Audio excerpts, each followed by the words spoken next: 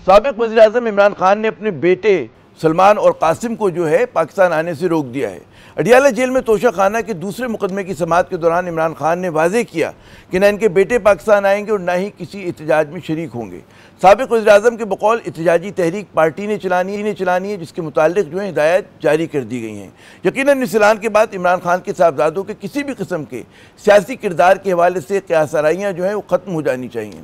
पाकिस्तान तहरीक इंसाफ और दीगर बड़ी सियासी जमातों में बुनियादी फ़र्क यही है कि यहाँ पार्टी के बानी इसे उसी जमात नहीं चलाना चाहते जो तहरीक इंसाफ का बुनियादी फ़लसफ़ा भी है। एहतजाजी तहरीक चलाना पार्टी की आज़ाद क़यादत और कारकुनों की जिम्मेदारी है। वो इस इम्तहान में क्या कारकर्दगी दिखाते हैं, इसके लिए अब हमें ज़्यादा इंतज़ार नहीं करना पड़ेगा। 5 अगस्त में सिर्फ 6 रोज़ बाकी हैं। वैसे जूजू 5 अगस्त की डेडलाइन करीब आ रही है, तहरीक इंसाफ पे बकौल उसकी क़यादत के दबाव में इजाफा हो रहा है। कौमी असम्बली में कायदे हिज़्ब इख्तिलाफ उमर अयूब साहब ने चीफ जस्टिस से मुतालबा किया कि जी अदलिया जुल्म के खिलाफ ढाल बने। उन्होंने ख़त में इल्ज़ाम लगाया कि जी 9 मई के मुकदमात जो हैं सियासी इंतकाम का शिकार हो चुके हैं। उमर अयूब के मुताबिक सियासी इंतकाम की फ़ज़ा जो है अदलिया की साख को तबाह कर रही है। पाकिस्तान तहरीक इंसाफ के चेयरमैन बैरिस्टर गौहर का कहना है कि जी मौजूदा हालात में अपोजिशन के लिए ज़मीन जो है तंग कर दी गई है। अगर तहरीक इंसाफ के एहतजाज की तैयारियों की बात की जाए तो पंजाब और खैबर पख्तूनख्वा में मकामी क़यादत जो है भाग दौड़ आपको करती नज़र आ रही है। वज़ीर आला खैबर पख्तूनख्वा अली मीन गंडापुर साहब ने दावा किया है कि जी 5 अगस्त को हर ज़िले और हर हल्के से अवाम निकलेंगे और वो ख़ुद KP में एहतजाज की क़यादत करेंगे। तो जनाब दूसरी जानिब जमात इस्लामी भी जो है पंजाब में सियासी सरगर्मियों पर पाबंदी पर शाकी है। बकौल लियाकत बलोच साहब के बलूचिस्तान के हकूक़ के हवाले से कोयटा से मार्च शुरू हुआ, जिसमें कोई बदनज़मी नहीं हुई, लेकिन पंजाब में दाखिल होते ही रुकावटें खड़ी कर दी गईं। तो जनाब सियासी और गैर यकीनी सूरत हाल जो है वो ज़ोरों पर है और इसकी हिद्दत जो है आपको बढ़ती भी नज़र आ रही है। अगर हम अवामी मसाइल की बात करें तो तकलीफ दे हद तक जो है बढ़ रहे हैं। फ़िलहाल तो कराची के शहरी जो हैं वो जिगर थाम कर बैठे। नेपरा बहादुर ने के इलेक्ट्रिक बहादुर को कराची के शहरियों से इजाफी 50 अरब रुपए निचोड़ने का इख्तियार दे दिया है। जिस तरह एज़े ग़ुलामी में अंग्रेज़ की कंपनी बहादुर अवाम का खून निचोड़ कर पैसे वसूल किया करती थी, वैसे ही के इलेक्ट्रिक को इस्लामाबाद में बैठी अफसर शाही ने यह इख्तियार दिया है कि वो कराची वालों से 50 अरब रुपए इजाफी वसूल करें। किस मद में? यह बड़ा एक दिलचस्प सवाल है जनाब। ये कि इलेक्ट्रिक के वो मुबैना नुकसान है जो इसे बिजली की चोरी की बद में उठाना पड़ा। अब वो शहरी इस नुकसान का कहते हैं ना इजाला करेंगे जो ईमानदारी के साथ बिजली के बिल अदा कर रहे हैं, यानी करे कोई और भरे कोई। पाकिस्तान में बिजली के बिलों के नाम पर जितना शहरियों का इस्तेसाल हो रहा है दुनिया के किसी मुल्क में ना हुआ होगा।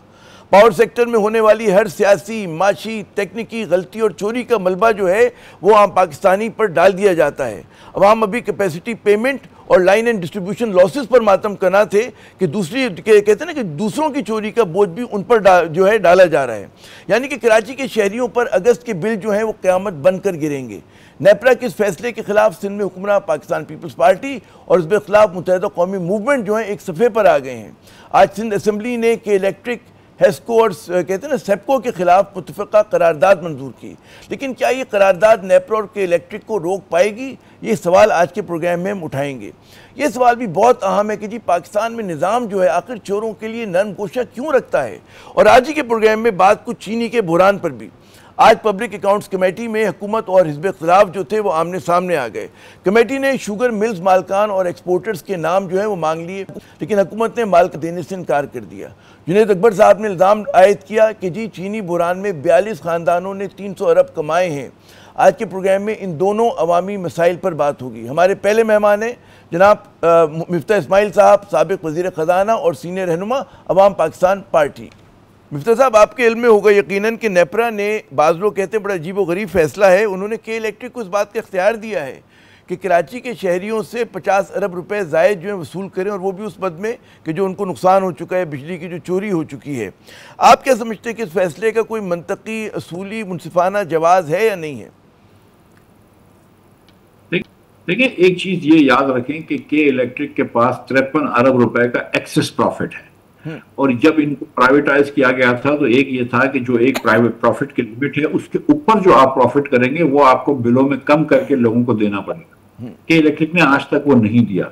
तो पहले तो आप वो 53 अरब रुपए दिलवाइए लोगों को, जो कि आप लोग खुद लोगों ने कहा है। अब के इलेक्ट्रिक कहता है कि हाँ ये एक्सेस प्रॉफिट है, जो हमारी बात हुई थी उससे ज्यादा हमने 53 अरब रुपए कमा लिए, मैक्सिमम से ज्यादा, तो ये वापस करने चाहिए। दूसरा ये कि जब हम बात कर रहे हैं ओवर बिलिंग की, आजकल अब बड़ी ऑडिट रिपोर्ट आई है जिसमें लेस्को और हेस्को वगैरह की ऑडिट की बात की है। हाँ। तो यहाँ पर थोड़ी सी ओवर बिलिंग को देखना चाहिए। जाहिर है ये हुकूमत का महकमा नहीं है कि इलेक्ट्रिक, इसलिए ऑडिटर जनरल की रिपोर्ट नहीं आती, लेकिन नेपरा देखें, अभी देखें कि नेपरा की रिपोर्ट आई है जिसमें जुलाई अगस्त 2023 के अंदर सिर्फ 2 महीने की कितनी ओवर बिलिंग थी उसकी बात हुई है। सो मैं समझता हूँ कि ये रेगुलेटरी एजेंसीज जो होती हैं, नेपरा हुई, ओगरा हुई, दीगर हुए, इनको कंज्यूमर इंटरेस्ट जो ख्याल रखना चाहिए वो नहीं रख पा रहे, और वो रेगुलेटरी कैप्चर हो रहे हैं कि इलेक्ट्रिक से या हुकूमत की उन बड़ी बड़ी कंपनियों से जिनको ये रेगुलेट करते हैं। अच्छा, एक मैं खता कलामी करूंगा कि एक मैं मजमून पढ़ रहा था जो कि इलेक्ट्रिक ने गालिबन एक प्रमोशनल मजमून छुपाया है अपने लिए। उनका कहना है कि जी जब से वो यहाँ पर आए, उनके जो भी इन्वेस्टर्स हैं सऊदी अरब से ताल्लुक़ रखने वाले अल जुमाया ग्रुप, उनको कभी कोई प्रॉफिट गया नहीं है। उन्होंने आज तक यहाँ से कोई प्रॉफिट जो है नहीं निकाला। ये किस हद तक दुरुस्त है? और फिर जो आप फरमा रहे हैं कि जी एक्सेस प्रॉफिट हुआ है, तो इन दोनों चीज़ों में कोई है, जोड़ है या नहीं है? ये देखें, दो अलग अलग चीजें। एक कंपनी प्रॉफिट करती है 100 रुपए की जगह 120 रुपए, या 100 रुपए की जगह 100 रुपए ही प्रॉफिट कर लेती है, वो अलग है। वो कंपनी कितना डिविडेंड देती है वो कंपनी की मर्जी है, ठीक है। शेयर पर एक बड़ी दुनिया के एक सबसे मशहूर इन्वेस्टर्स थे बर्कशायर हैथवे, ये अमेरिका के बहुत बड़े इन्वेस्टर्स थे। तो ये कभी इनकी कंपनी का उसूल था कि नहीं देते थे, सिर्फ शेयर की प्राइस बढ़ती रहती है। तो ये कि इलेक्ट्रिक की अपनी मर्जी है कि वो डिविडेंड दे या ना दे। उसके अंदर फिर शेयर होल्डिंग में बहुत मसला था। इसके अंदर एक major share holding Arif Naqvi साहब की थी। आरिफ नकवी साहब की कंपनी बैंकरप्ट हो गई, वो बैंकरप्सी में किसी और साहब ने खरीद ली, शहरियार चिश्ती साहब ने। अब शहरियार चिश्ती साहब की और जुमाया साहब की लड़ाई है बोर्ड पे, तो ये इनका आपस का मसला है, ये कोई और पब्लिक का इसका कोई इशू नहीं है, पब्लिक से कोई ताल्लुक नहीं। अच्छा, फिर एक और लोग सवाल कर, जो मेरा सवाल था कि नेपरा जो है ज़ाहिर की रेगुलेटरी बॉडी है, ये कैसे इस तरह के फैसले कर सकती है? जैसे कि ये उन्होंने कहा जी 50 रुपये जो बिजली की चोरी किसी और ने की है, वो जो ऑनेस्ट बिल पेयर है आप उनसे वसूल कर लें। कि इलेक्ट्रिक के इतना क्लाउड कैसे नेपरा पे, समझ में नहीं आ रहा। कि उससे पहले भी एक बड़ा ऐसा फैसला हुआ कि जिनको मतलब है टैरिफ के अंदर जो है लोगों ने शोर मचाया उसके ऊपर कि जी आप जो है उस पर एक शोर मचा, फिर ये फैसला आ गया। देखिए, आई थिंक इसके इलेक्ट्रिक को सिंगल आउट करना चाहिए। डिस्ट्रीब्यूशन कंपनी जी जो है वो क्लाउड नेपरा में होता है, और उनका क्लाउड सारिफ से ज्यादा होता है। अच्छा, तभी वरना देखें ना, ये ओवर बिलिंग अभी की है, जो हम तो कह रहे हैं कि ओवर बिलिंग क्यों की है, आप पैसे वापस करें, लेकिन आप नहीं कर रहे।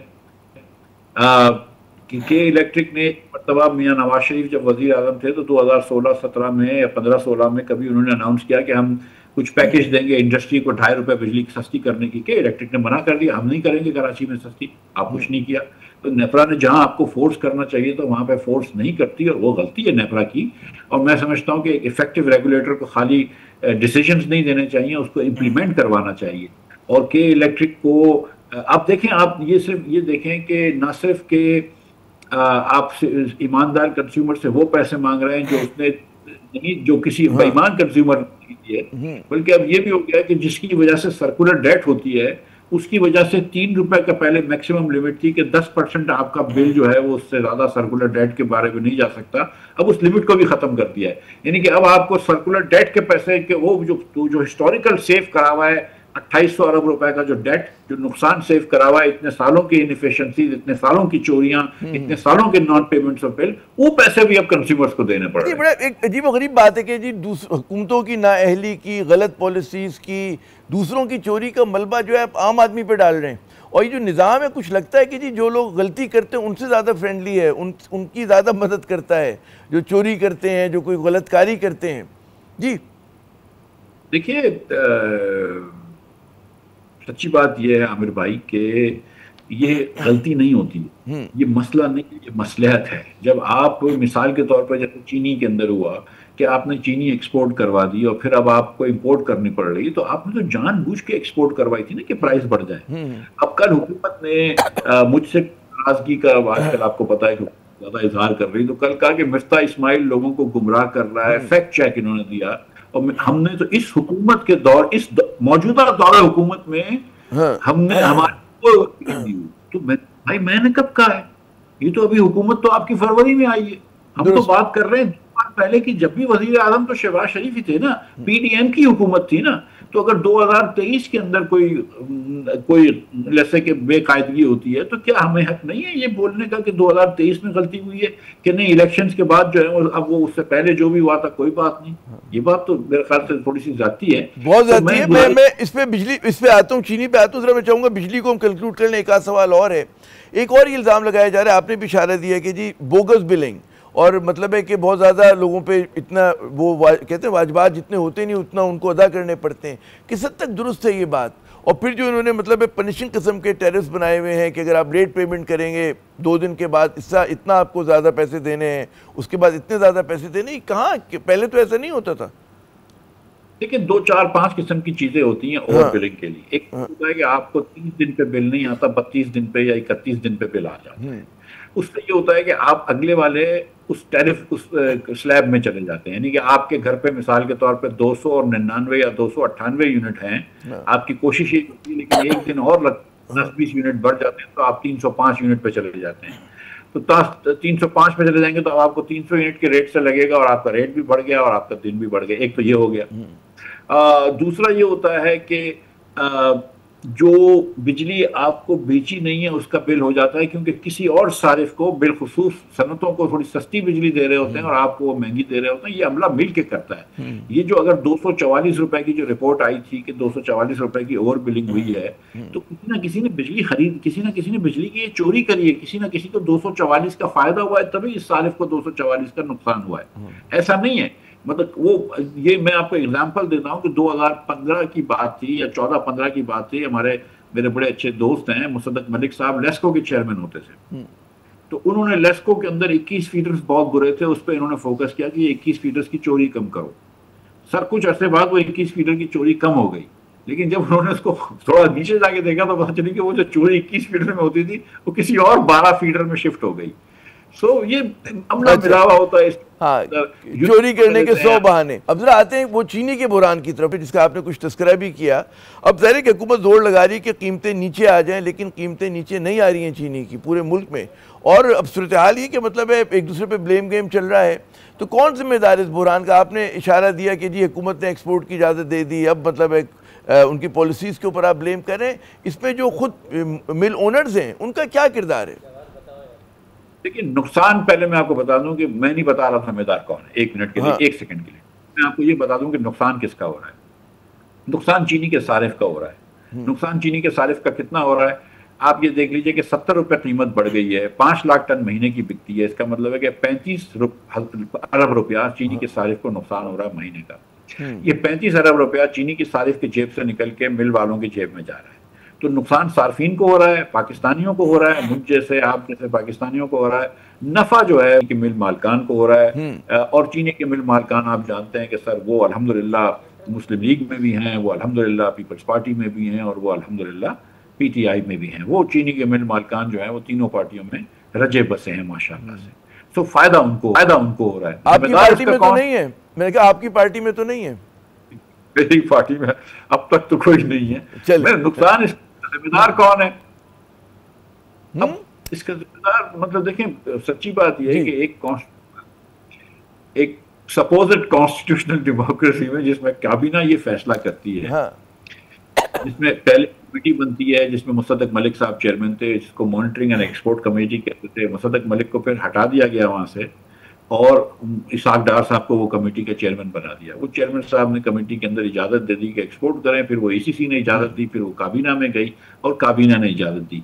हम नॉर्मली ये समझते हैं कि जब काबीना का फैसला होता है तो एक तो वो सारे अराकीन उसके जिम्मेदार होते हैं, लेकिन बिलखुसूस जो है वो वज़ीर आज़म जो हैं वो उसके जिम्मेदार होते हैं। अगर आप वज़ीर आज़म हैं, आपको 2 जहाज मिले हुए हैं, आपको ADCs मिले हुए हैं और MS और पता नहीं क्या क्या मिला हुआ है और आप दुनिया भर में अपने प्राइवेट जहाज़ों में घूमते हैं हुकूमत के, तो फिर ये जिम्मेदारी लेना तो ज़रूरी है ना।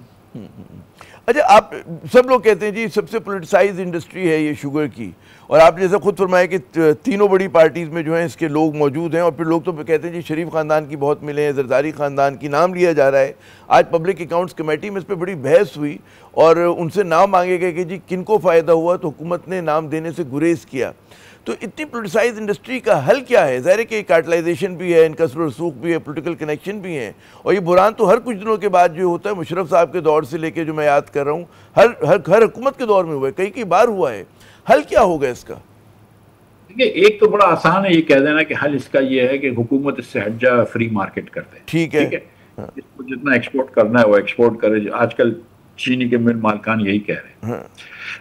ईमानदारी की बात यह है कि एक शुगर केन के बिजनेस के अंदर दो जो बड़े इंग्रेडिएंट होते हैं, एक पानी होता है जो कि हुकूमत सब्सिडाइज करके देती है, और एक खाद होती है जो हुकूमत सब्सिडाइज करके देती है।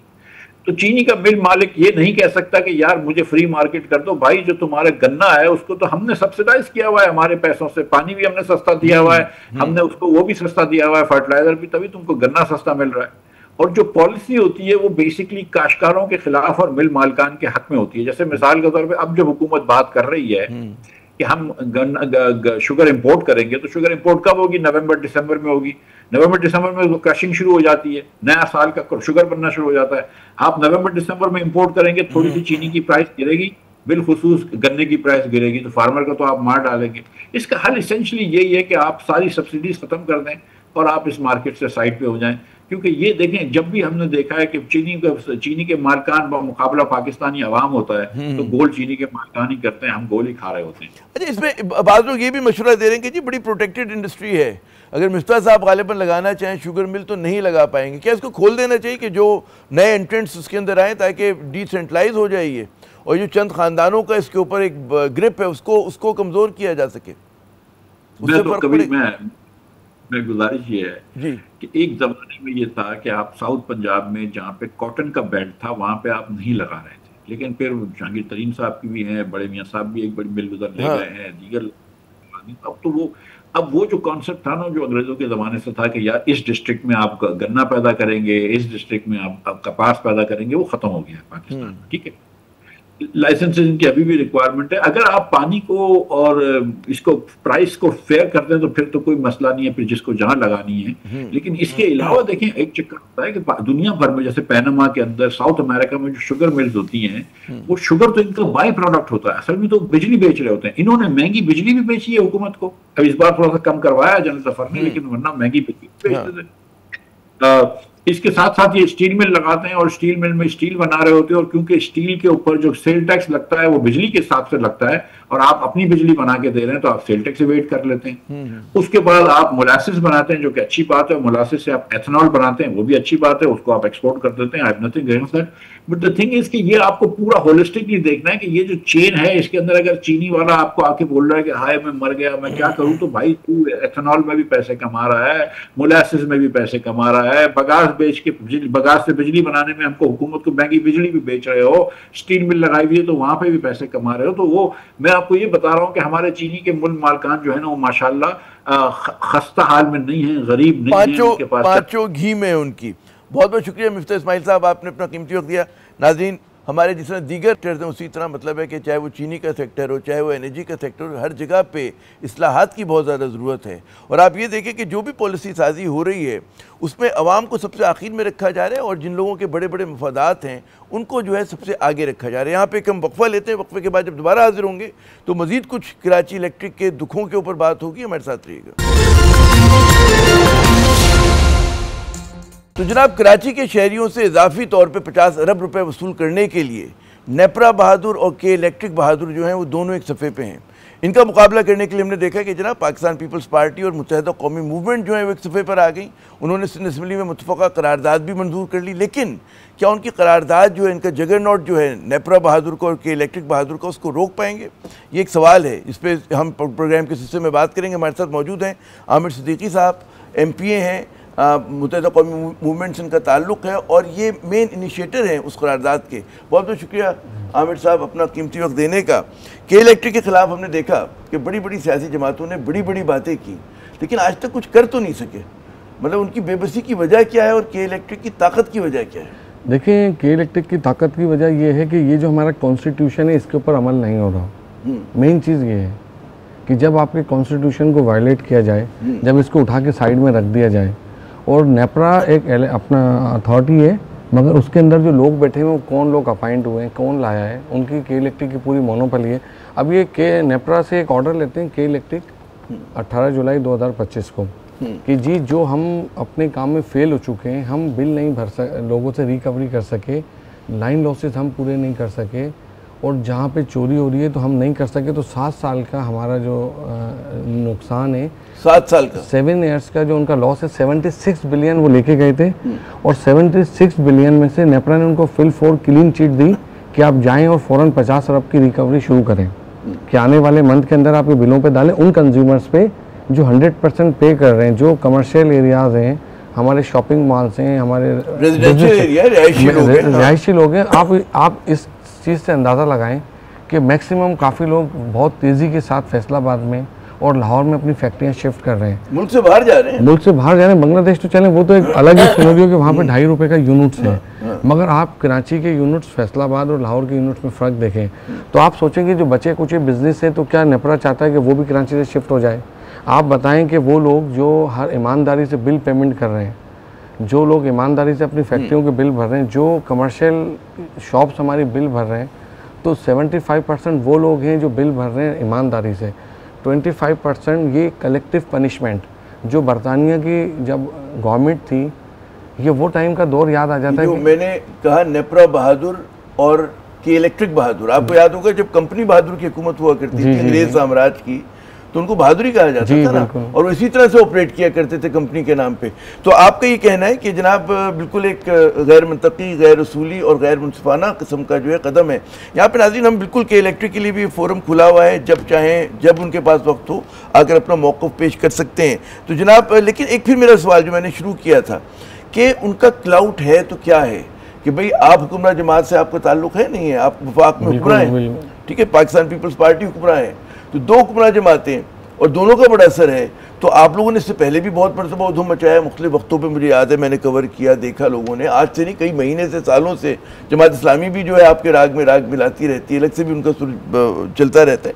क्या वजह है कि रोक नहीं पाते? अच्छा, उसकी मेन वजह ये है कि फॉलो नहीं करते। और मैं के इलेक्ट्रिक को 1 साल से फॉलो कर रहा हूँ अल्हम्दुलिल्लाह। मैं चेयरमैन MQM पाकिस्तान की इजाज़त से उनसे परमिशन ली और हम हाई कोर्ट में भी गए और हाई कोर्ट में मेरा केस पेंडिंग है।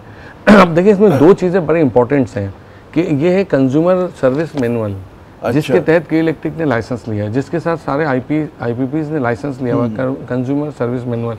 ये कहीं आपको इजाज़त नहीं देता कि आप उन लोगों से पैसे रिकवर करें जो बिल भर रहे हैं। तो अब हमने ये फैसला कर लिया है कि आज हमारी पिटीशन हमने कल फाइल की थी और अल्लाह ताला की मदद थी और असेंबली के मैं सारे मेंबर का शुक्रगुजार हूँ जिसमें शर्जील मेमन साहब ने आगे बढ़ के काम इसको सपोर्ट करते हैं, क्योंकि मैंने कहा ये शहर का मामला है और ये नाइंसाफ़ी, ये कलेक्टिव पनिशमेंट है जो उन लोगों को देने जा रहे हैं। हर महीने के बाद जैसे है कि भाई अभी नुकसान उन्होंने रिकवर किया, एक बार आपने रिवायत डाल दी तो कुछ अर्से के बाद फिर आ जाएंगे कि हमने फिर नुकसान किया, आपकी गलती, आप चोरी रोकने में नाकाम रहे, लेकिन भुगतेगा कौन? आम पाकिस्तानी, आम कराची वाला। नहीं, उसकी देखिए वजूहत ये कि हम कहते हैं नेप्रा ने जब ये उन्होंने अपनी एप्लीकेशन फाइल की कि जी मेरे 6 साल के ड्यूज़ हैं जो लोग नहीं दे रहे, तो क्या नेप्रा ने अपना इसके लिए इजलास बुलाया? क्या उन्होंने हेयरिंग शुरू की? इसकी बाकायदा हेयरिंग होती है, इसका पूरा प्रोसीजर है। तो ये हम सुप्रीम कोर्ट में जा रहे हैं। आपने जैसे कहा कि सियासी जमातें क्यों हार जाती हैं, तो इंशाल्लाह ताला ये मैं आपको इस फोरम पे यकीन दिलाता हूँ कि इसको हम 1 साल से के इलेक्ट्रिक को फॉलो कर रहे थे, अब हम इसको लेके सुप्रीम कोर्ट जाएंगे, क्योंकि कल हमने रेजोल्यूशन की, आज हमारी रेजोल्यूशन पास हुई है। अब ये केस हम सुप्रीम कोर्ट में टेकअप करेंगे। MQM पाकिस्तान की लीडरशिप ने कहा है कि हम इसको टेकअप करेंगे और ये मसले को के लिए हमें आखिरी हद तक भी जाना पड़ेगा। किस हद तक जाएंगे? आपकी आखिरी हद है क्या? आखिरी हद हमारी मतलब बहुत सारी हदें आई और MQM कुछ ना कर सके, तारीख है आप लोगों की। नहीं, देखें बहुत सारी गलतियां MQM से हुई हैं, इसमें 2 राय नहीं है।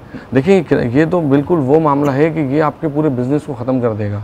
आपके ये वो सज़ा है कि जो किसी कानून में, किसी आइन में, किसी रूल में नहीं है कि आपको इस किस्म के पूरे शहर को सज़ा दी जाए। तो हम सुप्रीम कोर्ट में जाएंगे और हम प्राइम मिनिस्टर के पास मीटिंग फिक्स करेंगे कि ये जो डिसीजन है वो डिसीजन है कि जो के इलेक्ट्रिक ने 20 साल में जो अपनी नाअहली, निकम्मापन दिखाया, जो उन्होंने रिकवरी नहीं की, लाइन लॉसेस उन्होंने रिकवर नहीं किए, उसकी सज़ा उन सार्फिन को दी जा रही है जो बिल भर रहे हैं। क्या के इलेक्ट्रिक 6 साल का जो उनका प्रॉफिट है वो आवाम को वापस करेगा? जब वो कहते हैं कि हमें 6 साल की रिकवरी है, तो 6 साल में जो उनको प्रॉफिट हुआ है, जो उनके शेयर्स बढ़े, जो उनके, आप उनकी वेबसाइट पे देख सकते हैं सारी चीज़ें, तो क्या के इलेक्ट्रिक वो कराची के शहरियों को वापस करेगा पैसा? मुझे ये बताइए कि जो है आप सुप्रीम कोर्ट जा रहे हैं, ज़ाहिर है कि वो एक वहाँ से इंसाफ होगा, लेकिन उससे बड़ा सवाल ही कि जैसे मैंने कहा कि आप लोग हुक्मरान इत्तेहादी हैं, हुक्मरान इत्तेहाद का हिस्सा हैं। शहबाज शरीफ साहब से, नून लीग से आप लोग क्या मतलब है कोई दबाव डलवा कर, ज़ाहिर है कि नेपरा उन्हीं के तहत आता है, वफाक के तहत आता है, रेगुलेटरी अथॉरिटी है, वहाँ पे जितने भी बाबू बैठे हैं, अफसर बैठे हुए हैं, वहाँ पे क्या उम्मीद है आपको? और अभी तक स्कोर कार्ड कोई वफाक ने मदद नहीं की है आपकी कराची की कोई ज़्यादा? नहीं, कराची के लिए उन्होंने जो मदद की वो 30 अरब दी है, मगर वो भी अभी उन्हीं के पास है, जब एग्जीक्यूट हों तो वो समझे आपको मिले। वो एक आपने मुहावरा सुना होगा, ऊँट के मुंह में जीरा। जी बिल्कुल, मतलब है कि वो सैकड़ों अरब लेकर अगर आप 30 अरब जो है दे रहे हो तो क्या होगा? देखिए, हम तो कहते हैं शहर ही है जो मुल्क चलाता है। हाँ। और आपने जो बात की नेपरा की, बिल्कुल प्राइम मिनिस्टर के साथ मीटिंग के ऊपर हम जा रहे हैं कि प्राइम मिनिस्टर इसको फ़ौरन इस ऑर्डर को विड्रॉ करवाएं, और हम ये भी मुतालबा करेंगे कोर्ट में भी और प्राइम मिनिस्टर से भी इसकी शफाफ तहकीकात हो कि आया नेपरा मेम्बरान ने किसकी ईमा पे ये फैसला इशू किया है।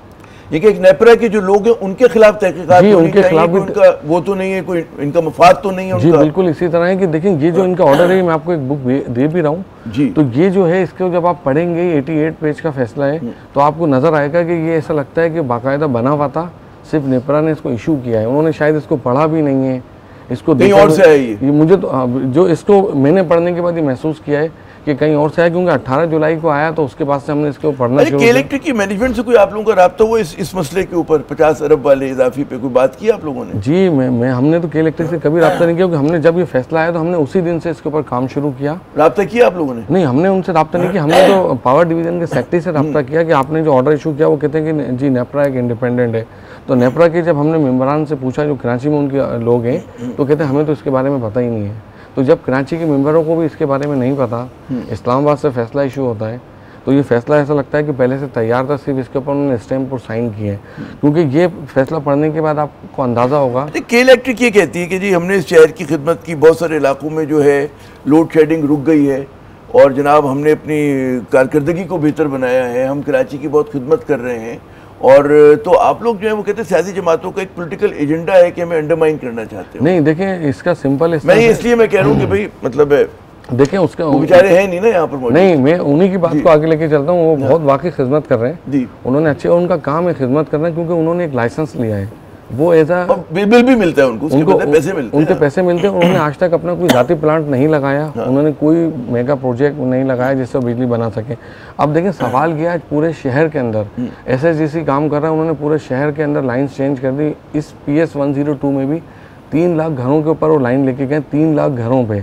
अब अगर आप कोई भी एक इलाका ले लें, अगर आप समझते हैं उस इलाके में 25% चोरी है, तो क्या के इलेक्ट्रिक अंडरग्राउंड केबलिंग नहीं कर सकता?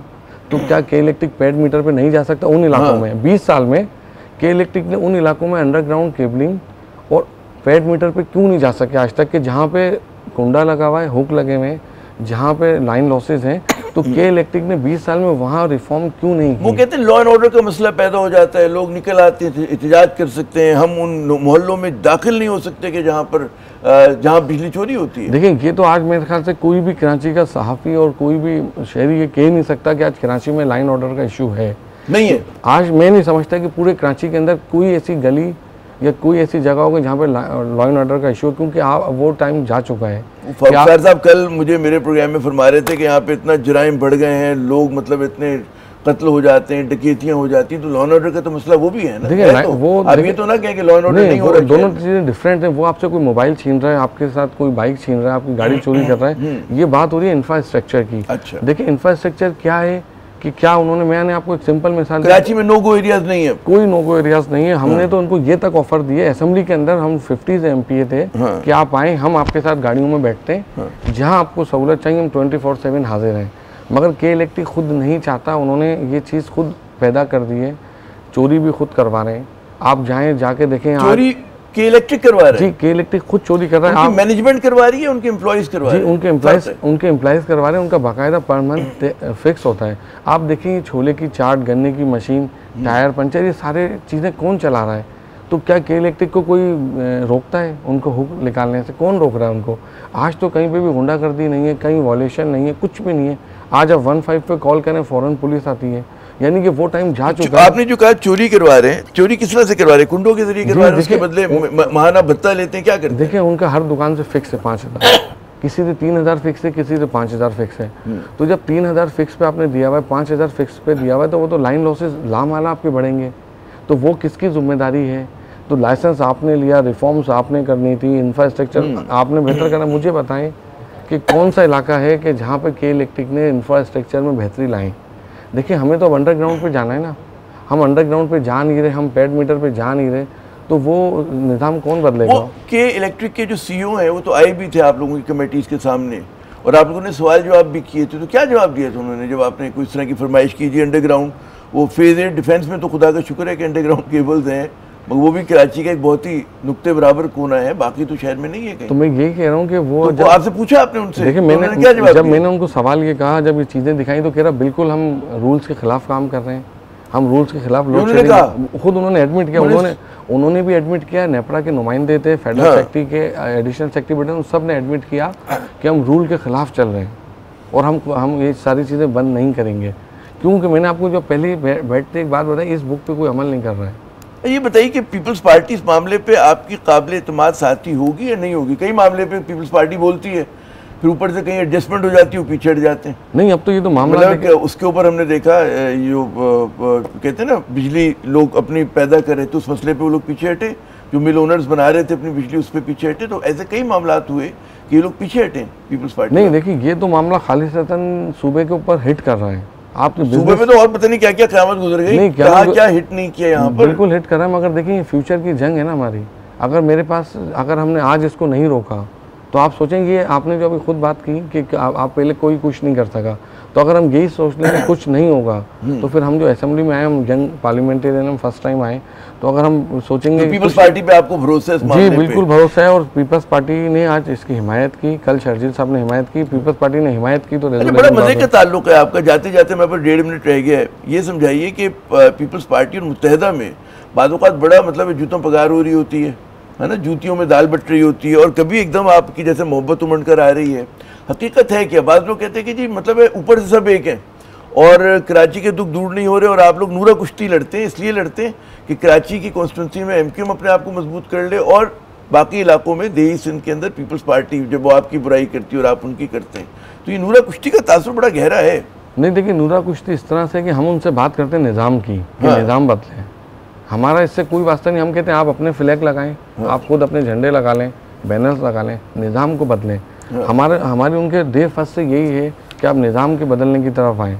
हमारी उनके साथ जो लड़ाई है वो निज़ाम की लड़ाई है, जो ये निज़ाम वो लेके चल रहे हैं। इस निज़ाम ने सिंध को कहाँ पहुँचा दिया है? अगर आप शुरू करें तो शायद कई। तो आप लोग जो है हिज़्ब इख्तिलाफ हैं या क्या है? फ्रेंडली ओपोजिशन है क्या? किस तरह मैं आपको डिफाइन करूं? नहीं, हम तो हिज़्ब इख्तिलाफ है, हमने तो हर चीज़ पे पीपल्स पार्टी नहीं चलता, मतलब कहाँ पे आपका इख्तिलाफ जो है पता ही नहीं चलता कि इख्तिलाफ है। कराची के मसले बढ़ते चले जा रहे हैं। भी आप आए होंगे हमारे दफ्तर, हर तरफ खुदा हुआ है, कायद आज़म के मज़ार के तराब देखे कौन सी सड़क सलामत है, कितनी पोल्यूशन है यहाँ पर, किस तरह हमारे कुत्ते घूम रहे हैं शहर के अंदर, किस तरह से मतलब आप मसाइल देखें ना कि लोग अभी भी बसों की छत पे सफ़र कर रहे हैं, अभी भी यहाँ पर मतलब है चोरी डकैती, मतलब है भत्ताखोरी, सब कुछ हो रहा है। तो मतलब है कहाँ है एमक्यूएम? क्या केस लड़ रही है? देखिए एमक्यूएम ने जो अभी जून के अंदर बजट की स्पीचेस आप उठा लें, जो हमने पीपल्स पार्टी की चीज़ें खोली हैं, जो 22,000 अरब रुपये उन्होंने खर्च किए, हम तो कहते हैं कि 2010 के बाद आज 2000 में बैठे तो हम 10-15 साल पीछे गए, हम आगे नहीं गए। हर गुजरते दिन के साथ मैं वो हमें कहते थे हमारे बुजुर्ग अफसर कि जी पैसे जो होते हैं वो कोशिश के नहीं होते, नतीजे के होते हैं। अगर नतीजा कुछ नहीं निकल रहा, नतीजा तो कुछ नहीं निकल रहा, नतीजा तो पीछे, हम तो पीछे होते हैं। तो नहीं, नतीजा एमक्यूएम का जो भी करी उसका नतीजा नहीं निकल रहा, उसका मतलब आप भी नाकाम है। नहीं, हम देखें ना, हमारे पास जो मेंबर्स हैं 37 हैं, हाँ, मेजोरिटी उनके पास है। अब देखें असेंबली तो इस तरह से है ना कि जो चाहते हैं वो कानून में अमेंडमेंट करवा लेते हैं। तो आमिर सिद्दीकी साहब, हम ये करते हैं कि जो एमक्यूएम की मजबूरियां हैं उस पर किसी और दिन बात करते हैं। नाज़रीन, यहाँ पे कम वक्फा लेते हैं, हमारे साथ रहिएगा।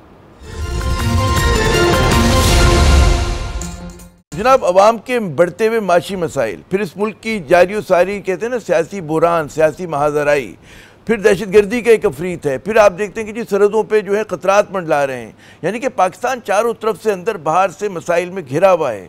इन हालात में क्या सियासी महाज़ाराई को बढ़ाना किसी किस्म की अक्लमंदी है?